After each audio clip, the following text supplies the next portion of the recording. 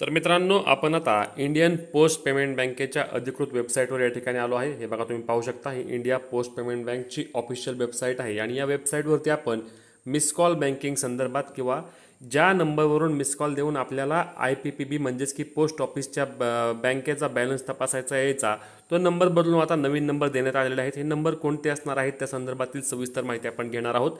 लाडकी बहीण योजना असेल, संजय गांधी निराधार योजना असेल किंवा इतरही अनेक योजना असतील, ज्या योजनांतर्गत DBT माध्यमातून पैसे वितरित होतात, त्या अशा अनेक योजनांसाठी लाभार्थ्यांनी पोस्ट पेमेंट बँकेमध्ये आपले खातं उघडलं होतं। कारण पोस्ट पेमेंट बँक अंतर्गत येणारं पेमेंट लवकर येतं आणि पोस्ट पेमेंट बँक तुमच्या आधार कार्डला डायरेक्ट लिंक होते, त्यामुळे पोस्ट पेमेंट बँक अंतर्गत पेमेंट अनेक लाभार्थी घेत असतात आणि याचा आता बॅलन्स तपासायचा नंबर बदलल्यामुळे त्या ठिकाणी अनेकांना अडचणी येत होत्या। आता या ऑफिशियल वेबसाईटवर आपण या संदर्भातील माहिती घेणार आहोत।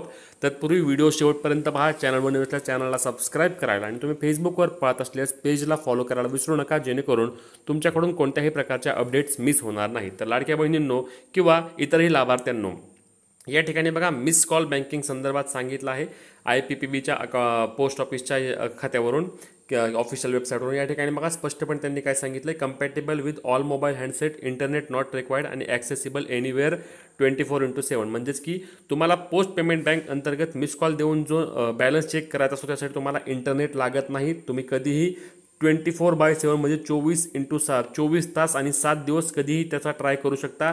रविवार, शनिवार किंवा सुट्टीच्या दिवशी देखील तुम्ही बॅलन्स तुमचा तपासू शकता, कोणत्याही प्रकारची अडचण येत नाही। आणि compatible with all mobile handset म्हणजेच की साधा तुमचा बटनाचा मोबाईल असेल तरी देखील चालणार आहे आणि तुमचा स्मार्टफोन मोठा असेल तरी चालणार आहे, तुमचा आयफोन असेल तरी देखील चालणार आहे। सर्वत्र तुम्हाला हा बॅलन्स चेक करता येणार आहे। आता यासाठी बघा, अनेक जण खाली चूक करतात की काय करतात की सर्वात आधी त्यांना हा नंबर दिसला की याच नंबरला मिस कॉल देत बसतात। परंतु लक्षात घ्या, हा नंबर वेगळ्यासाठी आहे। या नंबरचा उपयोग तुम्हाला कशासाठी करायचा आहे तर बघा, register your mobile number for miss call banking by giving a miss call. म्हणजेच की तुम्हाला नंबर तुमचा रजिस्टर करायचा असेल तर तुम्हाला या नंबरवर कॉल करायचा आहे। तो नंबर कोणता आहे तर 96 50 12 13 79। म्हणजेच की तुम्हाला तुमच्या पोस्ट पेमेंट बँकला जर नंबर स्वतःचा लिंक करायचा आहे तर तो नंबर लिंक करण्यासाठी तुम्हाला या नंबरवर मिस कॉल द्यायचा आहे। आणि बॅलन्स इन्क्वायरीसाठीचा वेगळा जो नंबर असणार आहे ते नंबर कुठला आहे तर लक्षात घ्या, यासाठी तुम्हाला तुमचा बॅलन्स तपासायचा असेल तर त्यासाठी तुम्हाला नंबर असणार आहे 99 10 22 33 98। कोणता नंबर आहे लक्षात घ्या, मी या ठिकाणी लिहितो परत, 99 10 22 33 98 हा नंबर असणार आहे पोस्ट पेमेंट बँकसाठी तुम्हाला बॅलन्स तपासायसाठीचा नंबर।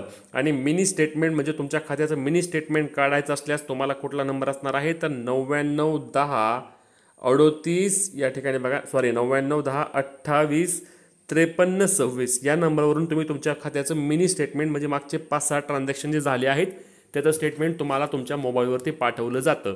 तर हे दोन नंबर असणार आहेत, अत्यंत महत्त्वाचे नंबर आहेत। पुन्हा एकदा लक्षात घ्या, 99 10 22 33 98 नंबर बॅलन्स एन्क्वायरीसाठी आणि मिनी स्टेटमेंट काढायला 99 10 28 53 26 या दोन नंबरद्वारे तुम्ही तुमच्या पोस्ट ऑफिसचा किंवा पोस्ट पेमेंट बँकेचा तुम्ही बॅलन्स तपासू शकता आणि स्टेटमेंट काढू शकता। त्यामुळेच व्हिडिओ जास्तीत जास्त लाडक्या बहिणींपर्यंत शेअर करायला विसरू नका। तसेच अशाच कामाच्या माहिती आणि अपडेटसाठी पेजला फॉलो आणि चॅनलला सबस्क्राईब करायला विसरू नका। भेटूया पुढच्या व्हिडिओत, तोपर्यंत जय महाराष्ट्र।